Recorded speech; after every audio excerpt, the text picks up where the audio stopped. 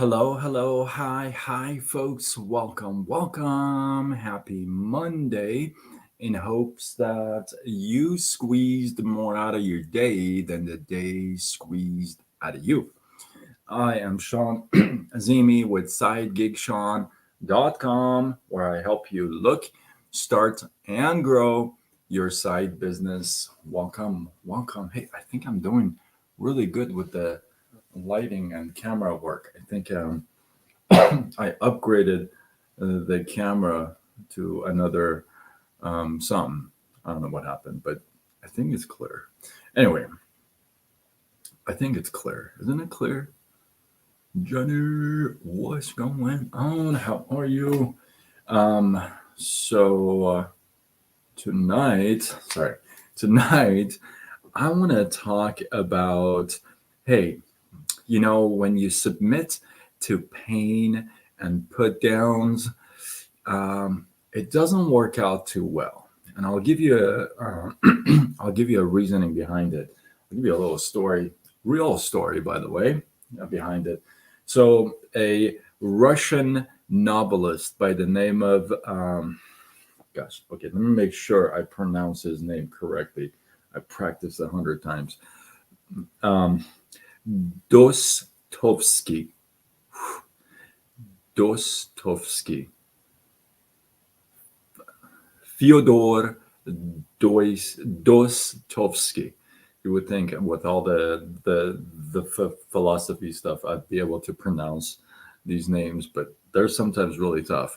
So he was a novelist, and what he did, he was in prison, and he noticed a dog in prison that the dog wasn't afraid of the other prisoners, like giving it a kick or kicking it or anything like that. In fact, when a prisoner would approach the dog, or the dog would walk by another prisoner, he noticed that they would grouch and they would like get ready to be hit. So they would actually, just kind of position themselves in a way as if they're gonna just about to get kicked, right? Well, one day this dog happens to pass by Dostovsky, and he actually pets the dog. He kneels down and he rubs on the dog and he pets the dog. Well, it turns out the dog actually starts to run away and kind of growl a little bit. And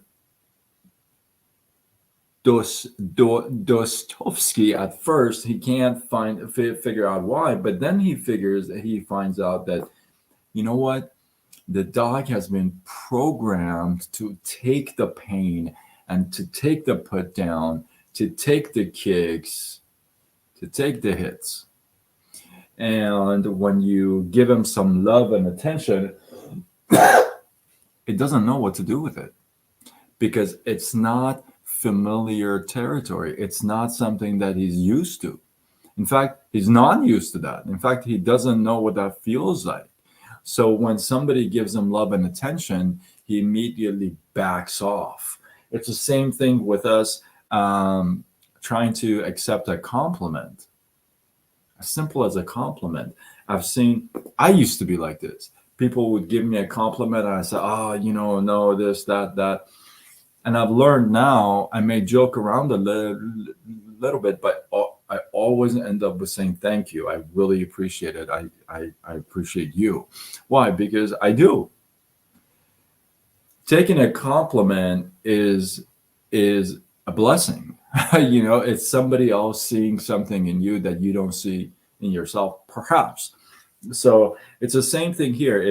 If you run into people that you give them love and attention and you feel like they're backing off and they're surprised, or they're like, no thank you, don't be surprised, because a lot of people are hurt. I'll give you this. I've never shared this before. um, Hold on, let me think if I want to. Let's go a different route. I don't actually want to.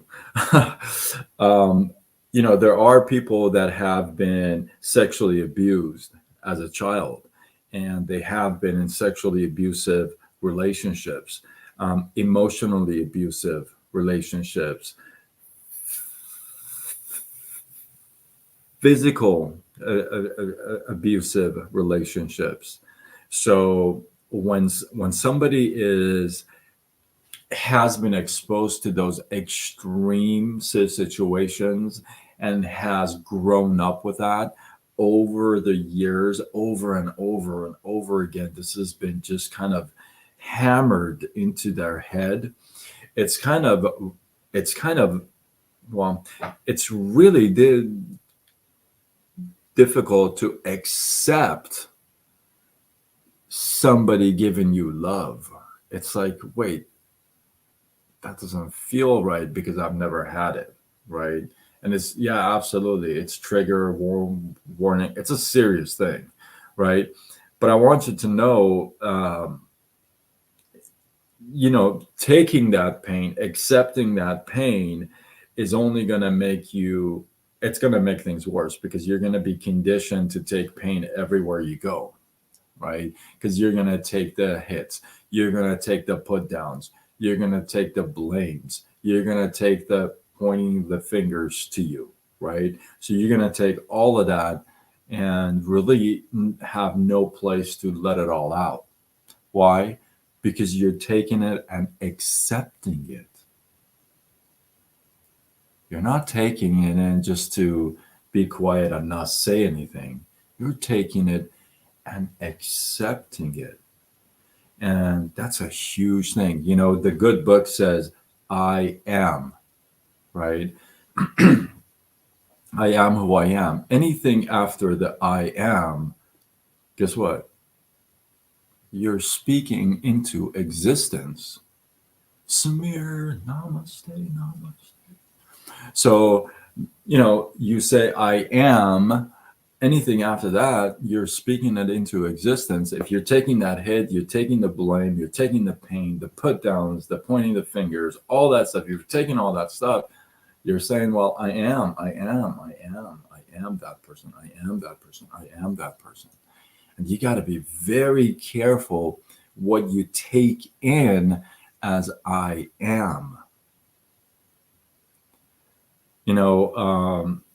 I didn't think that was as powerful as now that I realized, you know, what it can do if you really put some focus and attention to what comes after I am, or what you put after I am.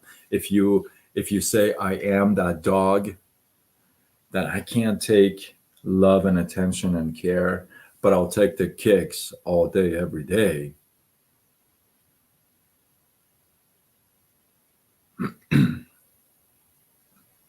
You may want to reevaluate things. You may want to reach out for some help. You may want to read some good books. Maybe get some good podcasts under your belt. But you know what? It's important to distinguish and catch. You got to be able to catch these things. When you're taking too much in, and I've done this. I've done this a few times in my life. I've paused, literally paused myself and said, "Wait a minute, whoa, wait a minute. I'm getting all this stuff from everywhere. Is this like happening to me?" Like, you question yourself, right? You're like, "Is it really? Is it me? Me? Am I all this stuff? Am I all this? Am I? Am I that dog that takes the hit, takes the beating? Am I really that guy?" And then at one point, you got to say, whoa, whoa, whoa, whoa, whoa. I don't think I am. I don't think God made me that way. I don't think God made me so that I become a doormat or a kicking ball. Come on. Really? Would the good Lord make you to be a doormat? No. We accept these things based on other outside, just coming at us at like 600 miles an hour, right? At some point, you got to say, you know what? Stop. This was one of my favorite words to go to when I was training in the mortgage industry and, blah, blah, blah. Some of the people that I've trained with, they still throw this at me. When things are going at 600 miles an hour and it's like everything's going so fast and you can't catch your thought, you can't catch your words, you just stop, stop, stop. And that was one of my things. And whenever I said that, just everything stopped in the classroom and wherever I was, because people knew everything had to stop. We just had to stop thinking for a second. Just stop. Catch yourself, calm down, and say, wait a minute. Am I really this guy that people just dump their trash on? Are you a trash can? Or people just, you can be a trash can with a lid, with a lock. The thing is, the good Lord did not make you to be a doormat. The good Lord did not make you to take punishment. That's not what happened here, right? We choose to put ourselves in those situations, like last night's live with the car, right? So you want to be very conscious of these things because we get attacked all day long. People, especially us in the profession, in the network marketing, direct sales profession, we get hit all day, not only from prospects, but we get hit from friends and family and people around us, right? So it can be really tough. It can be really tough. That's why you need rhino skin, right? So, and that's the reason why when you have that rhino skin, that thick skin, not much is gonna hurt you. You're not gonna take it personal, which is the big thing here. So I just thought this is such a powerful message. Actually, especially with it being a real story. Take this story, apply it in your everyday life. Catch yourself if you're just being bombarded with crap and you're taking it, right? It's okay to have boundaries. It's okay to have, that wall around you to let people know, hey, listen, you're getting in my space. I'm not really comfortable. You're pushing, way too much, right? So, and I don't appreciate that. And at the same time, hey, listen, you can disassociate as much as you can with the people that are that type of a, crowd for you.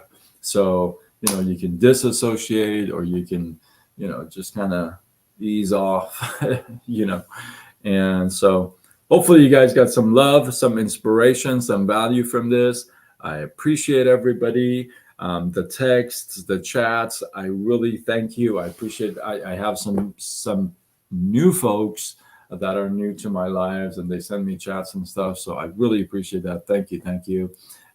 With that, drop a takeaway, one takeaway from this live, drop it in the comments below. Let this feed grow. And with that, I am Sean Azimi with SideGeekSean.com, where I help you look, start, and grow your side business. Signing off until tomorrow when we do it all over again. Much love.